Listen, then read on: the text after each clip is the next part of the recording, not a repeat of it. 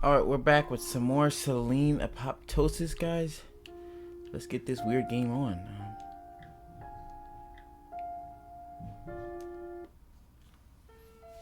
Maybe he would have clenched her shoulders much harder than necessary. Maybe he would have given her a hearty shake before releasing her. But even in a state of frenzied rage, he did not intend to punish her. Let the police handle it. It's their job, after all.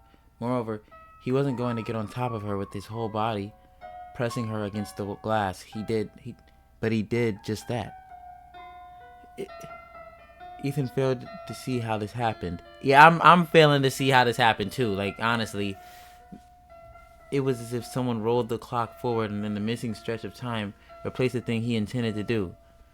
All he knew was his right hand already clutches the naked boob of the damn bitch, and his left is propped against the glass.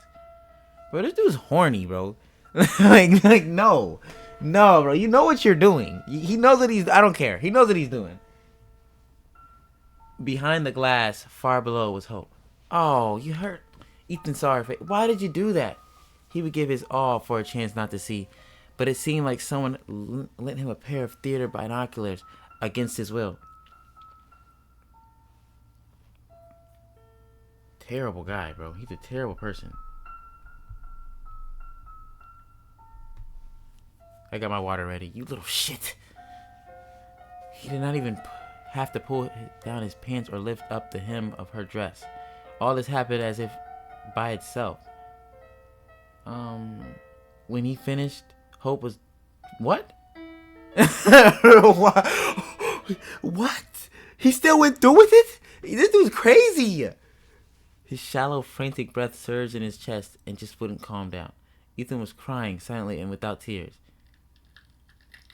And when the girl's neck turned counterclockwise, crunching all the while. What the what? Ethan had a momentary thought he hallucinated. At this very moment, the girl's neck twisted again, and again, and again. Don't show me that image. What the... The girl laughed, and he saw her wide smile right in front of him, though she was still lying belly down on the windowsill. Her hand was no longer covering her mouth. Ethan saw her teeth, long and sharp. Her bones crunched. Her head spun, just like the regulator wheel on a camera, and her faces were switching one after another, grinning all of them. 1, 2, 3, 1, 2, 3. The air got thick and nauseating. Ethan staggered. He knew he will either vomit or pass out, and wasn't sure what will come of it. Up until the moment the merciful blackness swallowed him whole.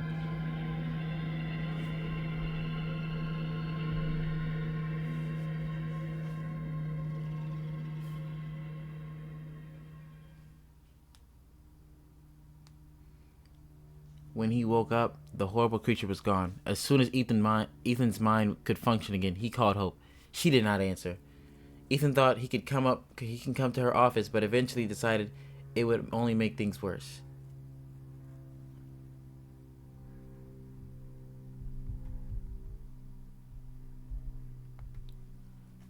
Hope returned sometime between late at night and early in the morning. The skin on her cheekbones was taut, and almost transparent, and there were deep shadows under her eyes, as if she hadn't slept in a long time.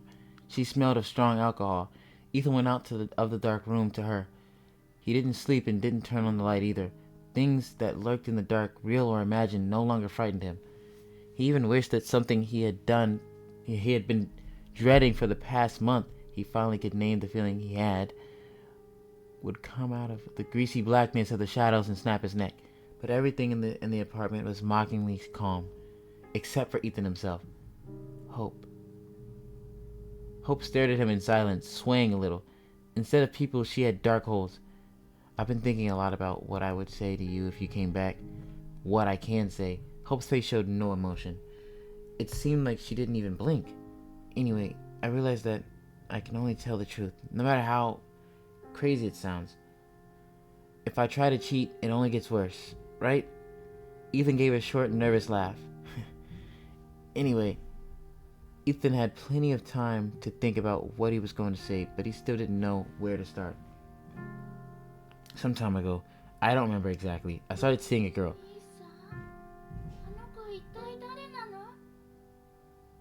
I don't know. Sophie? Who?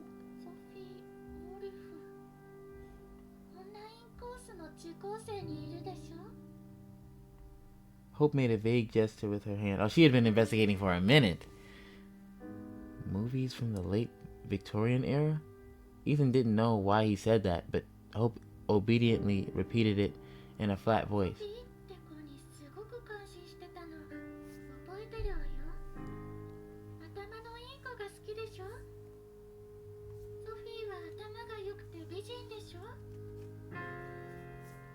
Hope, this isn't what you think.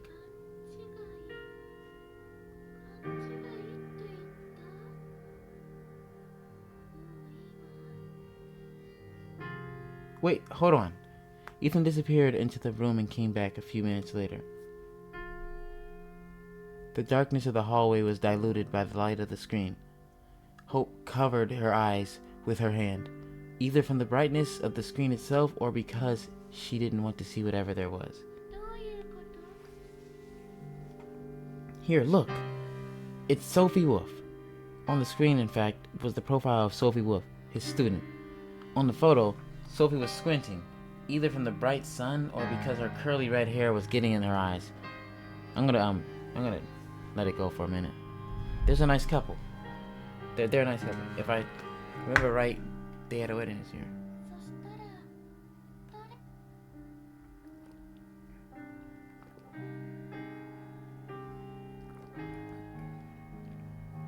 Well, she used to follow, but now I don't think I'll ever see her again.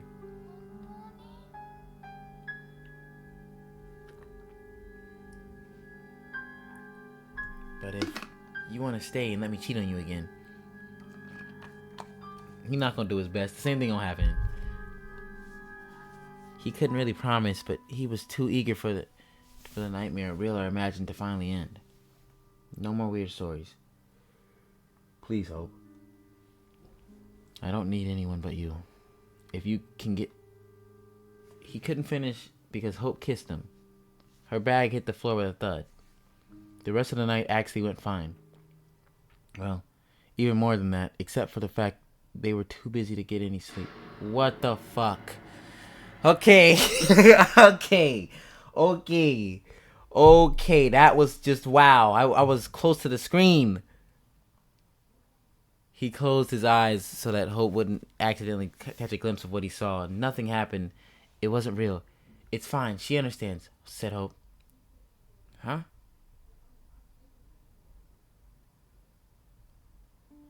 Ethan sat in front of his laptop, staring at the monitor. The concave muzzles at Persian cats stared back at him. All that was required of Ethan, he had to call the cattery. A simple task, but Ethan hesitated. It was hard for him to get used to the idea of one of these pop-eyed creatures walking around their apartment. During the day, it will nap where it pleases, and at night sneak into the kitchen to play with the shadows that move by themselves. And its eyes will turn into two saucers of black and green nacre. If the acre, I said that right. I wasn't saying nothing else. Actually, ancient people believed cats could walk between worlds and see spirits. Looking at Persians, Ethan hardly believed they could even breathe on their own. And yet, in this, Ethan Harrison from the 21st century agreed with the ancient people. There was something sinister about them. In any case, he could call the cattery. For Hope's sake, for the sake of them both, since he... I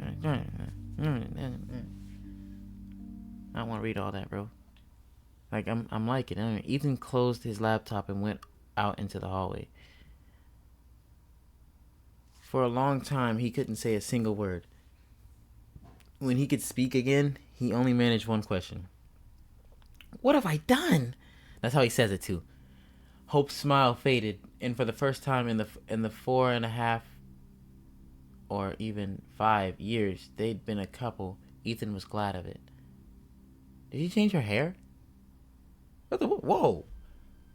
Did she change her hair? In fact, there was nothing surprising about it. As with the new haircut and the new hair color, Hope looked unbearably, insanely similar to the creature at the window. Hope's lips turned white and trembled. What the fuck? Bro! What is she talking about? What are you talking about? Crazy, what the fuck are you talking about?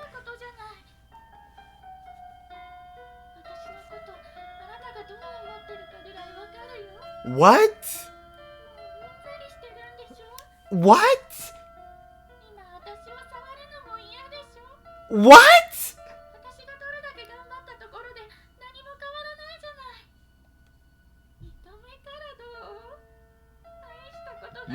Admit it, you never loved. What?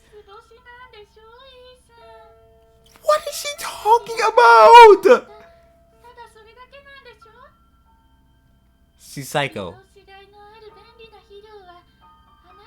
Shit makes the flowers grow. What are you talking about?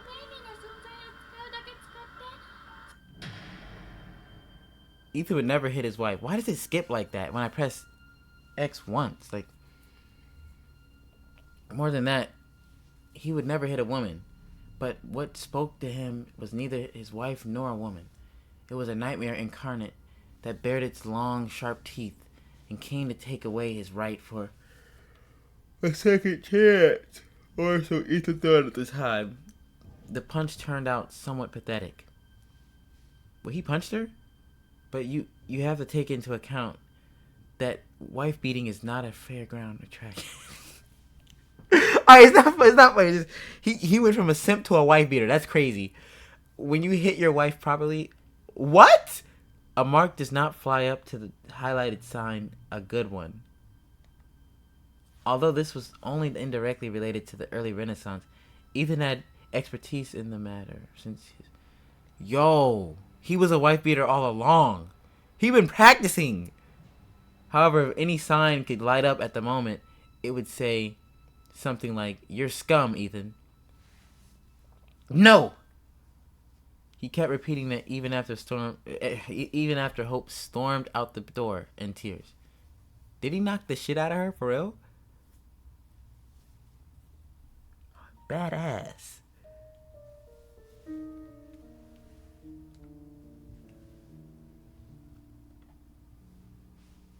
Ethan barely remembered the following few days. Something seemed to be happening. Some people called him. He himself called a lot. He called Hope.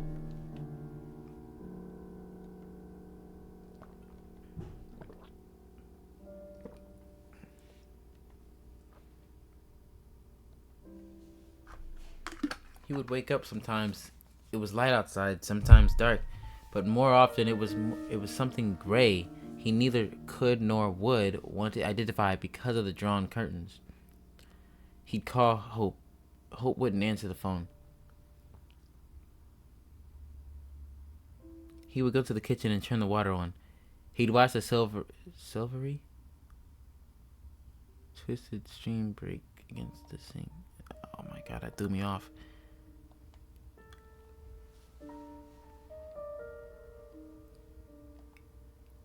Back to the coach. That what? It's too bad to be true. All of this can't be real. Life can't crumble into pieces. Life can't crumble. Just collapse inwards like a wooden block tower. Ethan couldn't remember the name of that game. Once he and Hope went to sea. He and Hope. It's too bad. All this can't be real. He didn't do anything. Could it be that he didn't do anything? No. He hit Hope. He hit her, and a red blotch spread across her cheek. It was too dark to see, but Ethan knew how it goes. How could he do that? What happens now? What can happen now? These thoughts were like a bunch of needles he tried to swallow over and over. Sometimes he managed to briefly forget about them. It would happen when he woke up in the gray timelessness, looked at the dirty white ceiling, and didn't remember who that Ethan Harrison was. But the pain would always come back. He had a bunch of needles in his throat, and no matter how much water he drank, he couldn't get rid of it. Hope's father shook him up a bit, not in the sense he could have done it, grabbing a hold of him, lifting off the ground. Hope's father was a tough man, and despite his age, he could have hit Ethan hard. Ethan was afraid of it, and at the same time, he wanted it to happen. That would have made everything easier. Maybe even fixed it all. Ethan was going over it in his head as he stared at the phone screen displaying a familiar number. He was awfully scared, yet he answered. It turned out Hope had asked her father to pack up for her. Mr. Merle's voice was flat, maybe even a bit uncertain, and worst of all, he wasn't angry. This plunged Ethan into despair. He couldn't get his redemption like this. However, the upcoming visit forced Ethan to gain his senses. It shoved him back into reality like a stream of people pushing one into a crowded subway train. I wouldn't say anything, though. He tidied up the place a bit. He shaved. He figured out what to say. Ethan left the keys with the neighbors. Simply put, he fled. No way! Boy, yo, blood ran! Blood ran!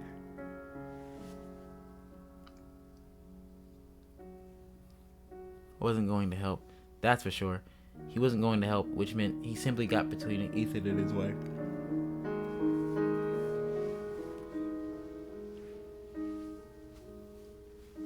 Mixing with cheap coffee and turning into caustic acid. There was nothing rational about this feeling.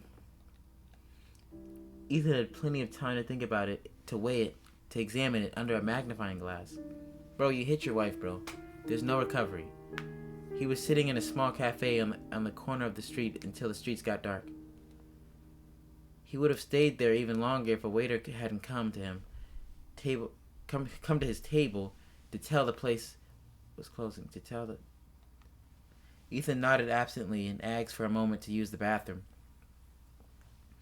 Again, there was nothing rational about being angry with Mr. Merlis, and to be honest, it was pathetic. Just like hitting your wife and then running away not to face her father. Yeah, that's real pathetic. You're scum, Ethan. Worthless scum. You're the scum. You really are scum. Ethan turned off the tap and stared at his reflection in a large mirror. A few drops of water trembled on the tip of his nose and chin. Now that was a proper punch. Waiter, sir, I'm sorry, but sir, are you okay? You have blood oozed from his split lip. Ethan wiped it with the back of his hand. Yes, I'm fine. Sorry, I didn't mean to keep you.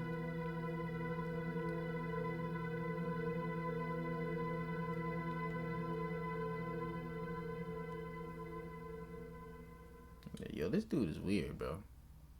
Ethan didn't lie to the waiter. He really was fine. Maybe not in the same manner as before, but the gears in his head were starting to move again.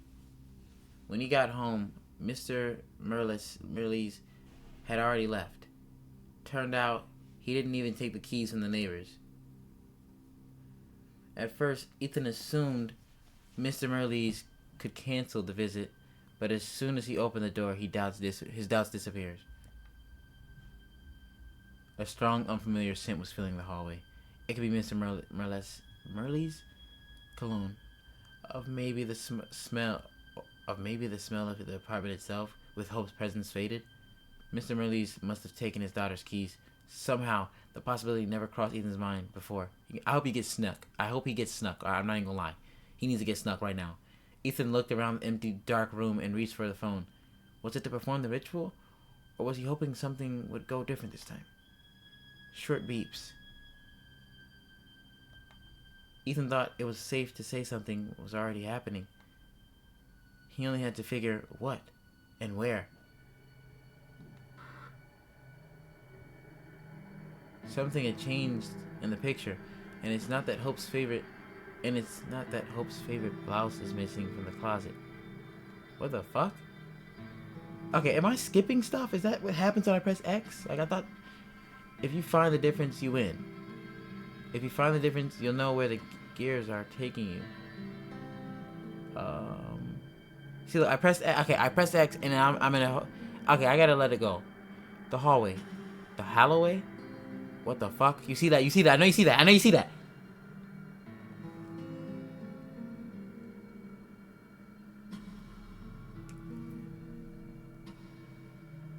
I'm not even gonna comment. I'm not even gonna comment. Nope. Nope. As long as I don't recognize them, I don't acknowledge them, they don't acknowledge me.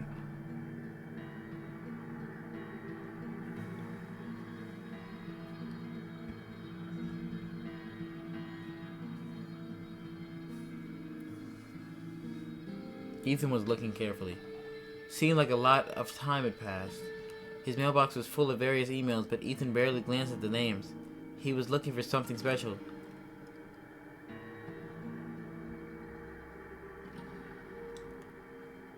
I was yawning.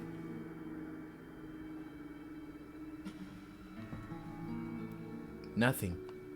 Maybe he's looking in the wrong place. Maybe there's just nothing to look for. No. Something is happening. He only has to figure what and where. Ethan got so close to the accurate answer to those questions that the light of new knowledge could have burned out his eyes.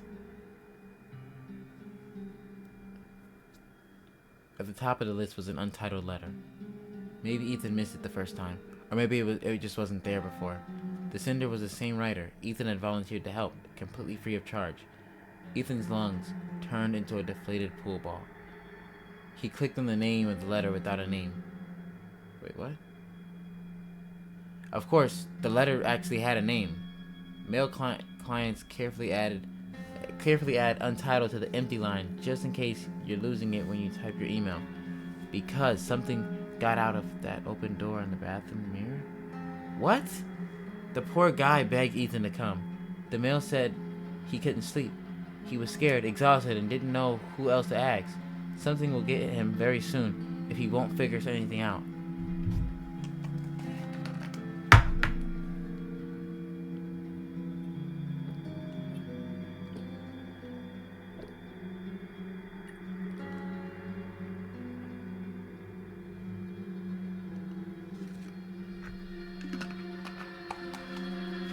If I don't interfere, I'm next, so at least I can watch him get smoked and learn what he did wrong. The acquaintance didn't know if it... But what about Ethan's work? Could his research shed light on what lay dormant in the dark and awakened it?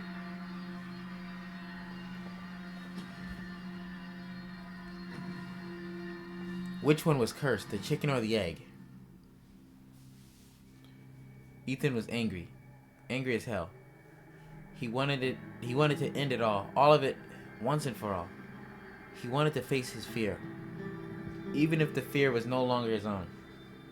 Even if it was crawling through the wires and climbing communication towers to breathe out its noxious spores into the air.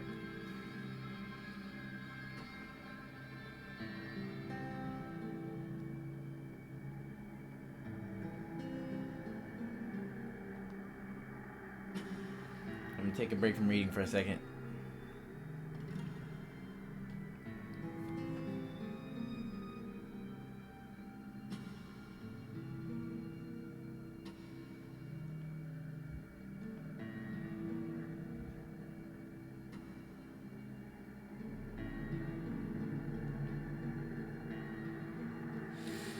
Sorry, today's been a long day, so just that talking's killing me right now, I'm not gonna lie.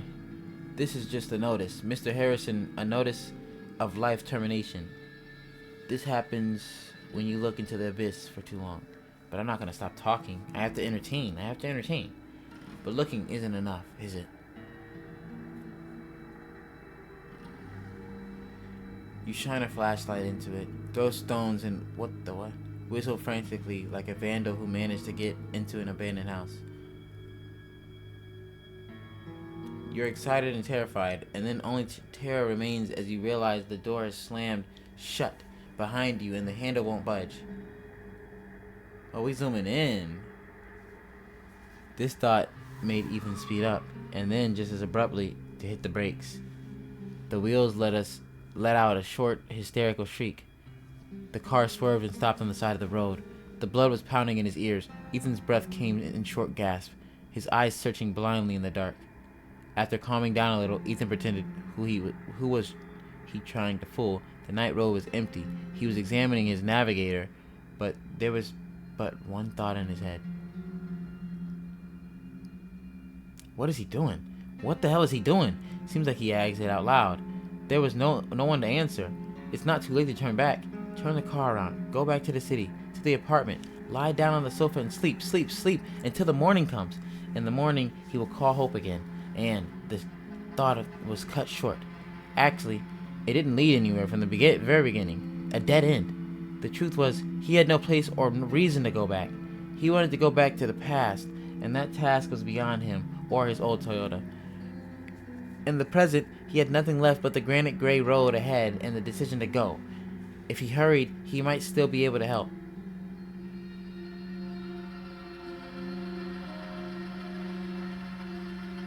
The car slowly took off the rest of the way, and there wasn't much left. Ethan was thinking about his acquaintance. Or were they friends? Probably. You don't take acquaintances for a journey to the bottom of the abyss, do you? Ethan was thinking about his friend, how long he'd been awake in particular. It had been, Ethan glanced at the phone in the above glove box, quite a long time, a month or so, judging by the emails.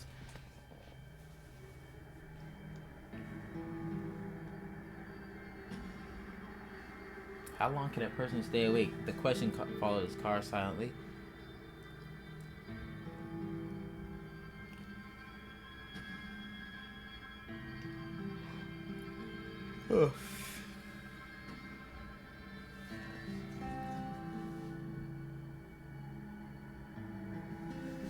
Ethan turned down Sycamore Street. The lawn in front of house 8 was overgrown with tall grass, so tall as if it hadn't been touched for... How long can a person stay awake? Ethan thought it was probably the rainy weather. He didn't remember much of the past week, but he was pretty sure about the rain.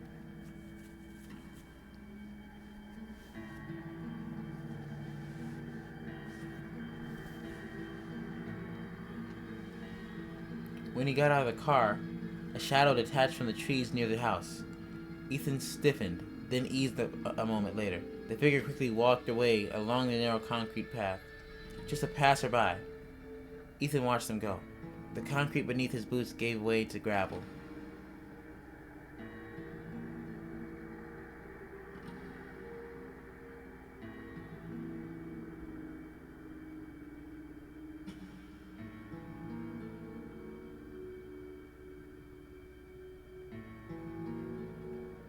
Almost like the house was slumbering along with the toast.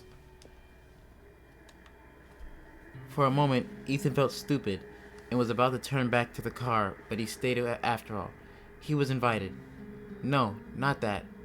He was called for help. Maybe he and his friend got a little too stressed, and that's all. Induced delusional disorder is all its glory. Maybe Ethan was desperate to be needed, so he jumped at the chance to be someone's savior. Perhaps I'm gonna end this episode early today, guys. Not right now, but I was gonna make it 50 minutes, but no. I'm getting a little tired. Well, Ethan was fine with that. He just wanted to make sure everything was okay. Ethan firmly knocked on the door. No one answered, neither the first time nor the third. No lights came on in any of the rooms, and there was no sound behind the door. One of the windows on the second floor was open. Ethan moved away from the porch and tried to take a better look.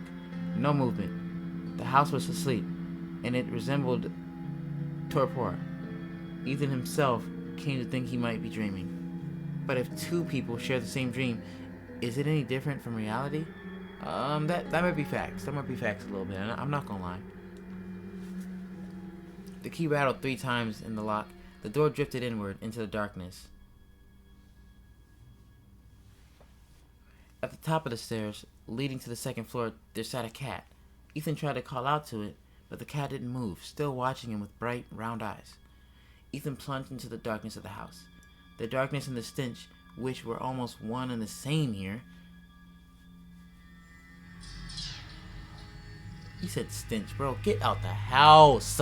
Why are you in there? The smell unbearably... You're still smelling something. Dense wrapped the house in a suffocating shroud. He's dead, bro. He's dead. Ethan tried not to think about where it was coming from. You don't have to. It's terrible. It's in his own house. He's not Ethan's house. The writer. Either way, he's dead. Hecate? The ancient Greeks believed that she appears in the form of a dog, but dogs were sacrificed to her, weren't they? Better turn the light on. Bro, you're going to see a dead body. It was really better to, but Ethan couldn't gather enough courage to do it. Dogs are the natural enemy of cats. Light is the natural enemy of darkness. Life is the natural enemy of death. And what wish could be more natural than a wish to destroy your natural enemy? Ethan stumbled over something.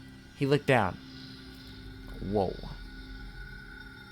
Yo, is that a hand was peeking out from behind the kitchen counter, blackened and swollen. Of course. Ethan would have seen more if he'd had a flashlight. Somehow Ethan wasn't surprised. As if it's him, not his friend who had long ago resigned to his fate. You have received a notice of life termination. It suddenly dawned on him. Madness, curse, and death are contagious, and this is not a dark age superstition, but an actual law of reality. Selene, Hecate, Artemis? Madness, curse, and death. Here lies the accurate answer. As accurate as it gets. The answer has three fat faces, and he himself wished. Artemis is death? Artemis is not death.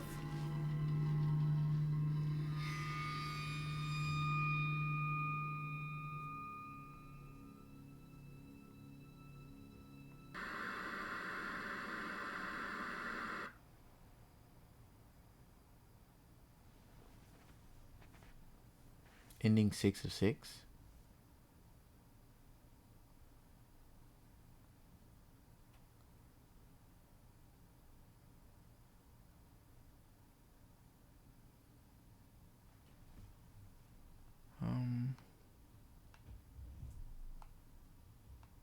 Guess to the last choice.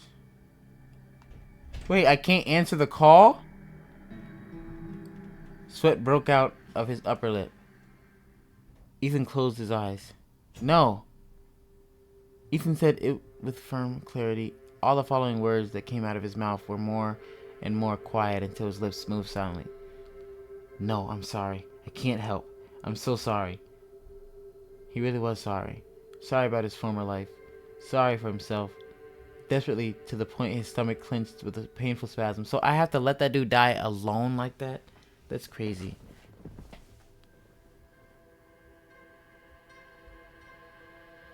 But what could he do? What could Ethan do against the darkness? He failed. He would really do that to me.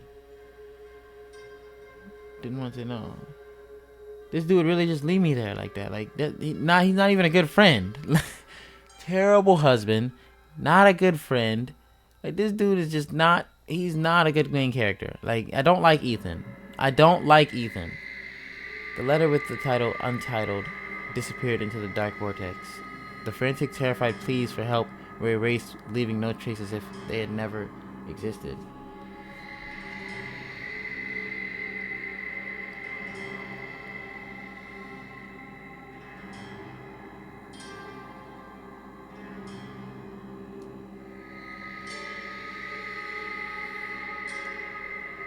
I'm so sorry.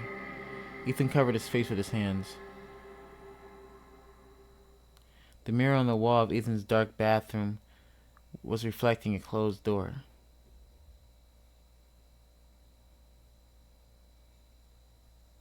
Ethan and Hope got an official divorce 3 months later. They never talked about everything that happened. But what did actually happen? Over time, the horrors you experience get erased from memory, fade, weaken. Such are the defense mechanisms of the human psyche.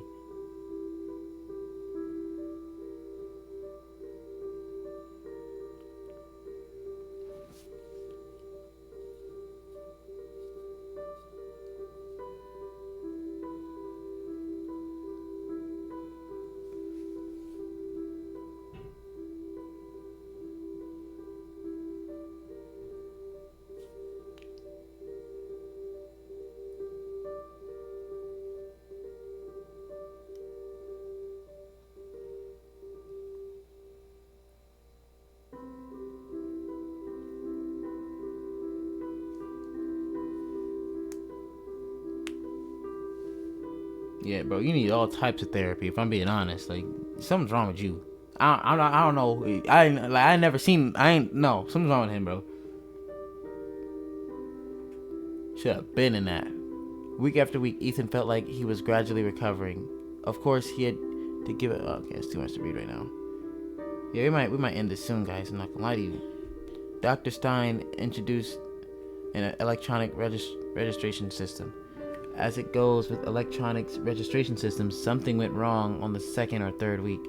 It turned out that the three people had an appointment in the same time slot: Mr. Quinns, Mr. Harrison, and Miss Merlis. The meeting felt awkward at first, but the tension faded surprisingly quickly. By mutual agreement, Mr. Quinns was the first to go to Dr. Stein's office. Ethan and Hope were left alone on the couch. They were both smiling, a little tense, but overall happy. Alright, so look, I'm gonna push through. I'm gonna push through the 40 minutes. I'm gonna push through. I can do this. Just gonna not read so much. And that was inevitable. As in a relationship, you always have to sacrifice something. That's facts.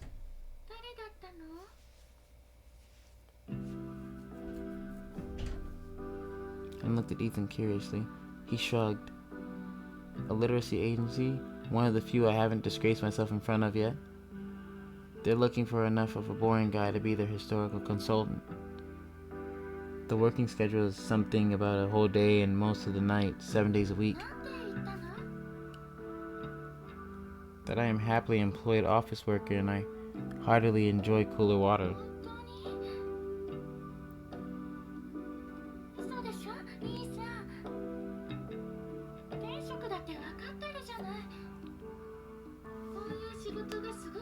Bro, she's a ride or die. Are you kidding me, Ethan?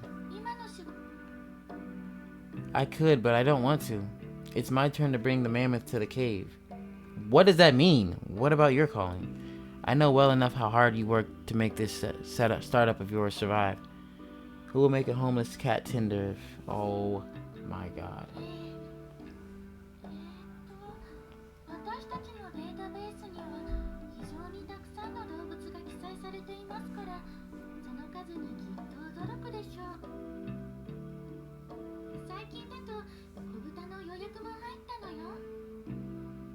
Bro, who's booking pigs? Like, bro, you guys are sick. Oh my god. Like an actual pig but portable? Nah, bro, you know what she means, bro. Just like the cat. Just like the cat homeless shelter. Yeah, okay. That is not no cat, that is a human. No. I don't know what that is, but it's not a cat.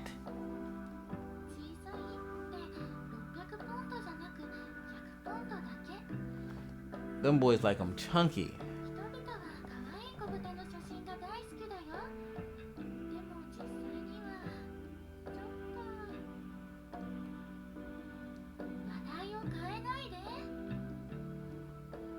I didn't even think about it. Hope sighed, frowning.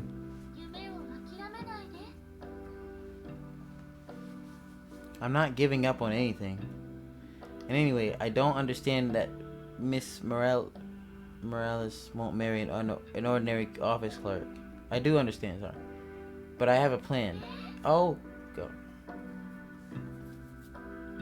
A sofa cushion slapped against Ethan's cheek. Hope tried her best to look serious, but she just was too pleased to pull it off. Besides, she was burning with curiosity.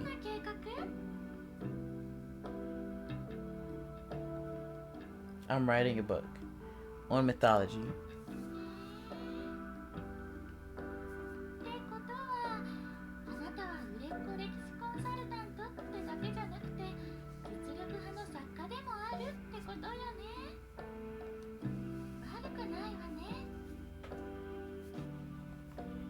Ethan grinned.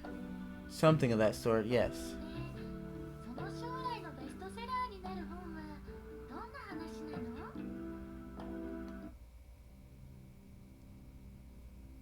Just for a brief moment, that Ethan's eyes became round and shiny pools of black nacre.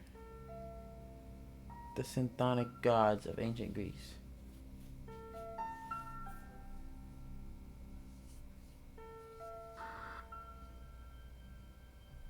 Why is she smiling like that? Ending 4 out of 6. What'd I do wrong?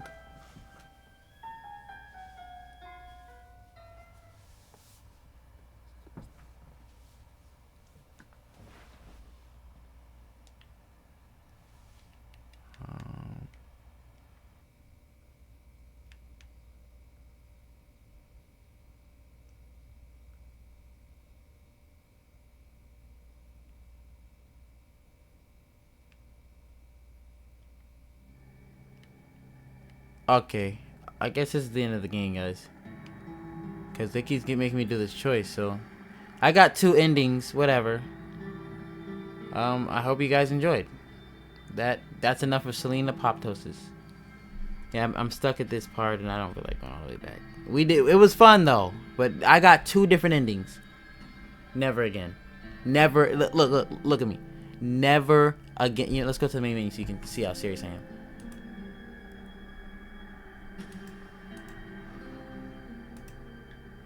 Never. Okay. So that's. Never again. I'm not ever playing this game again. I made a mistake. I see that. Just like with Hellboy. I see that. Okay. I see that. I hope you guys enjoyed, though. See you guys in the next.